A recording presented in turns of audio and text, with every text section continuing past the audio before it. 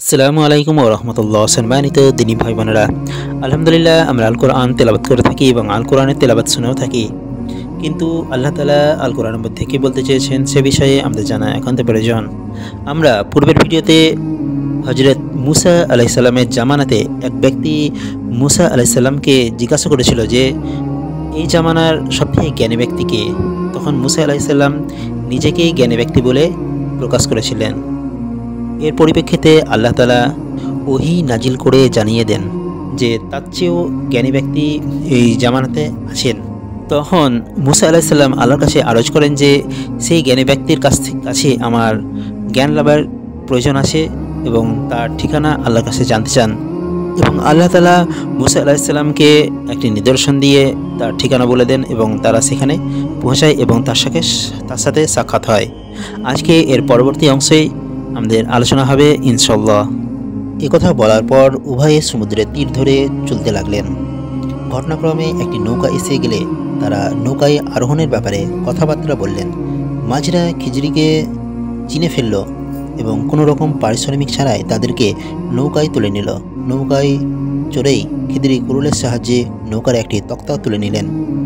তাতে মূসা আলাইহিস সালাম স্থির থাকতে না পেরে বললেন, তারা কোনো পারিশ্রমিক ছাড়াই আপনাকে নৌকায় তুলে নিয়েছে, আপনি কি এরই প্রতিদানে তাদের নৌকা ভেঙে দিলেন যাতে সবাই ডুবে যায়? এ তো আপনি অতি মন্দ কাজ করলেন। খিজড়ি বললেন, আমি পূর্বেই বলেছিলাম আপনি আমার সাথে ধৈর্য ধরতে পারবেন না। তখন মূসা আলাইহিস সালাম ওজর পেশ করে বললেন, আমি ওয়াদার কথা ভুলে গিয়েছিলাম, আমার প্রতি রুষ্ট হবেন না।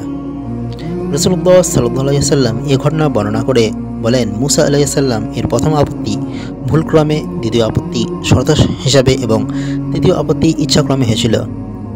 ইতিমধ্যে একটি পাখি উড়ে এসে নৌকায় এক প্রান্তে বসল এবং সমুদ্র থেকে এক চক্ষু পানি তুলে নিল। খিজড়ি আলাইহিস সালাম মূসা আলাইহিস সালামকে বললেন, আমার জ্ঞান এবং আপনার জ্ঞান উভয় মিলে আল্লাহ তাআলার জ্ঞানের মোকাবিলায় এমন তুলনাও হয় না যেটি এই পাখির চোখের পানির সাথে রয়েছে সমুদ্রের পানি। অতঃপর তারা নৌকা থেকে নেমে সমুদ্রের তীর ধরে চলতে লাগলেন। হঠাৎ খিজড়ি একটি বালককে অন্যান্য বালকের সাথে খেলা করতে দেখলেন। খিজড়ি আলাইহিস সালাম সহজে বালকটির মস্তক তার দেহ থেকে বিচ্ছিন্ন করে দিলেন। বালকটি মারা গেল। মূসা আলাইহিস সালাম বললেন, আপনি একটি নিষ্পাপ প্রাণকে বিনা অপরাধে হত্যা করেছেন, এই যে বিরাট গুনাহের কাজ করলেন। খিজড়ি বললেন, আমি তো পূর্বেই বলেছিলাম আপনি আমার সাথে ধৈর্য ধারণ করতে পারবেন না। মূসা আলাইহিস সালাম দেখলেন এ ব্যাপারটা পূর্বের চেয়েও গুরুতর, তাই বললেন, এরপর যদি কোনো প্রশ্ন করি তবে আপনি আমাকে পৃথক করে দেবেন, আমার ওজর আপত্তি চূড়ান্ত হয়ে গেছে। অতঃপর আবার তারা চলতে লাগলেন। এক গ্রামের ওপর দিয়ে যাওয়ার সময় তারা গ্রামবাসীদের কাছে খাবার চাইলেন। ওরা সোজা অস্বীকার করে দিল। খিজড়ি এই গ্রামে একটি প্রাচীরকে পতনমুখে দেখতে পেলেন। তিনি নিজ হাতে প্রাচীরটি সোজা করে দিলেন।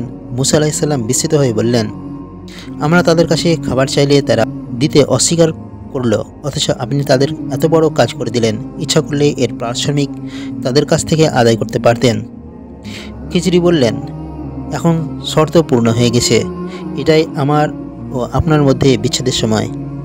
এরপর খিজড়ি উপরোক্ত ঘটনাত্রয়ের স্বরূপ মূসা আলাইহিস সালাম এর কাছে বর্ণনা করে বললেন, অর্থাৎ এ হচ্ছে সেই সব ঘটনার স্বরূপ যেগুলি আপনি দেখে ধৈর্য ধারণ করতে পারেননি। রাসূলুল্লাহ সাল্লাল্লাহু আলাইহি ওয়াসাল্লাম সম্পূর্ণ ঘটনা বর্ণনা করে বলেন, মূসা আলাইহিস সালাম যদি আরও কিছুক্ষণ ধৈর্য ধরতেন তবে আরও কিছু জানা যেত। বুখারী শরীফ 122 এবং মুসলিম শরীফ 2380 নম্বর হাদিস।